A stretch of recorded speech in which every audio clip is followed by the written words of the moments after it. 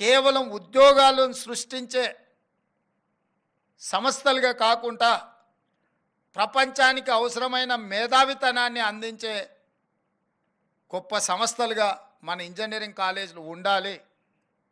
మీకు ఒక ఉదాహరణ నేను చెప్పదలుచుకున్నాను. ఈరోజు ఈ దేశంలోనే ప్రపంచంలోనే కోవిడ్ వచ్చినప్పుడు వ్యాక్సిన్ ఉత్పత్తి చేసే ఫార్మా కంపెనీలు ఇండియాలో 4 ఉంటే 4లో 3 తెలంగాణ హైదరాబాద్లోనే, ఓన్లీ 1 పూణేలో ఉన్నది.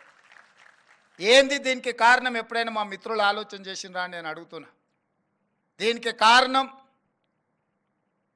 1965-70s మధ్యలో శ్రీమతి ఇందిరాగాంధీ గారు హైదరాబాద్లో ఐడిపిఎల్ని ఎస్టాబ్లిష్ చేయడం వల్ల, ఫార్మా మీద ఆరండి జరగడం వల్ల ఐడిపిఎల్లో ఉద్యోగులుగా చేరిన వాళ్ళు అక్కడ వచ్చిన ఎక్స్పీరియన్స్తో బయటికి వచ్చి, అది ఎస్ఓఎల్ కావచ్చు, రెడీ కావచ్చు, ఆల్ అదర్ ఫార్మాస్యూటికల్ సంస్థల యజమానులు ఒకప్పుడు ఐడిపిఎల్ రిలేటెడ్లో ఉద్యోగాలు చేసిన వాళ్ళు, లేదా అక్కడ జరిగిన రీసెర్చ్లో భాగస్వాములు. కాబట్టి 65లోనే శ్రీమతి ఇందిరాగాంధీ గారి నేతృత్వంలో ఇక్కడ ఫార్మా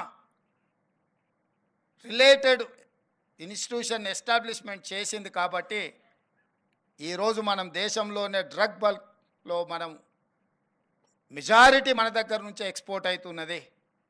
ప్రపంచానికి ఏ అవసరం ఉన్న బల్క్ డ్రగ్ రిలేటెడ్ ఇష్యూస్ ఏమైనా ఉంటే తెలంగాణ వైపు చూస్తున్నారు అని అంటే, ఆనాటి పాలకులు చాలా ముందు చూపుతో ఆలోచన చేసి హైదరాబాద్లో ఎస్టాబ్లిష్ చేసిన ఐడిపిఎల్.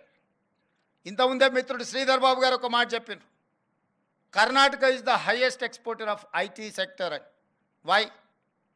ఎస్ఎం కృష్ణ అని ముఖ్యమంత్రి మొట్టమొదట అందరికంటే ముందు ఐటీ రంగాన్ని, ఐటీ విధానాన్ని ఆలోచన చేసి ఆ ముఖ్యమంత్రి గారు అక్కడ ఆ విధానం తీసుకొచ్చిండు. కాబట్టి ఈ రోజుకు దేశంలోనే ఐటీలో అత్యధికంగా ఎగుమతి చేసే రాష్ట్రంగా కర్ణాటక రాష్ట్రం, బెంగళూరు సిటీ వచ్చింది, ఫాలోడ్ బై తెలంగాణ.